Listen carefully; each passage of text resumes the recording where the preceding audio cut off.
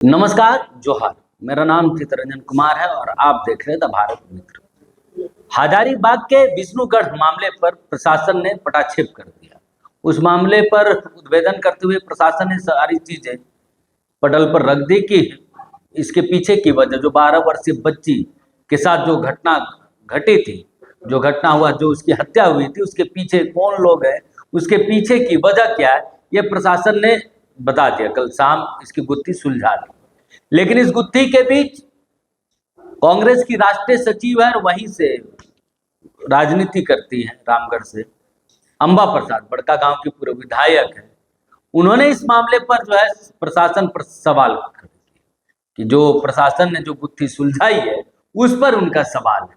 और उन्होंने आरोप लगाया कि ये गुत्थी बीजेपी वाली स्क्रिप्ट तो नहीं है, कहीं बैकडोर में पिछले दरवाजे से जो बीजेपी और झारखंड मुक्ति मोर्चा का जो गठबंधन हुआ है उसकी ये स्क्रिप्ट तो नहीं है।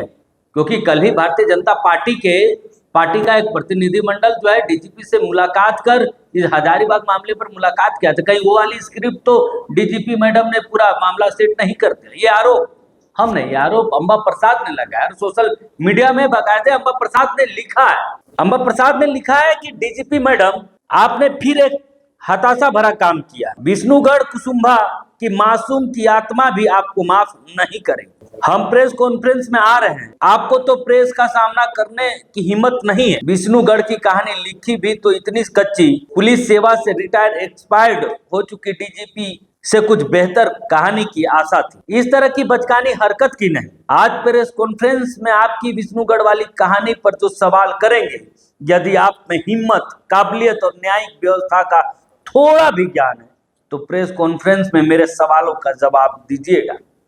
आपकी चंदा मामा वाली कहानी की हम धज्जियां उड़ाएंगे। समय रहते कुर्सी छोड़ दीजिए, वैसे भी आपकी सेवा समाप्त हो चुकी है। एक पोस्ट के लिए इतनी दयनीयता ना दिखाती तो सम्मान रिटायर हो सकती थी, लेकिन आपके पीछे काबिल लोगों को कुर्सी पर बैठाने का मौका मिलता, जो अभी आपके चलते कतार में खड़े हैं। मुझे लगता है कि आपकी जगह कोई और होता तो कांड का सही उद्भेदन होता। आपको तो मकसद मोटिव ही बदल दिया।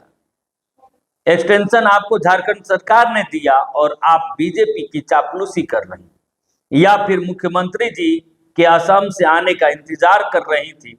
कहीं जेएमएम और बीजेपी के गठबंधन में यह काम तो नहीं किया है क्या?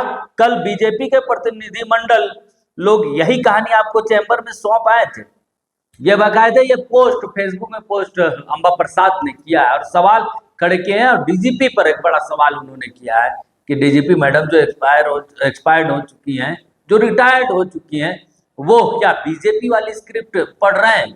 क्योंकि उन्होंने कहा कि इस पर बहुत जल्द वो प्रेस कॉन्फ्रेंस करेंगे और प्रेस कॉन्फ्रेंस कर इस पूरे मामले पर जो है वो खुलासा करेंगे अंबा प्रसाद। हालांकि इस पूरे मामले पर प्रशासन ने कल देर रात जो है प्रेस कॉन्फ्रेंस कर पूरे मामले पर जो है पटाक्षेप किया है कि इसके पीछे की वजह क्या है, इसके पीछे के लोग जो है वो कौन लोग हैं, इसके पीछे की कहानी क्या है। भीमराव, शांति देवी या फिर रेशमी देवी की बात करें, ये तीनों ही नामों को लेकर जो है प्रशासन ने इन पर ही आरोप लगाया।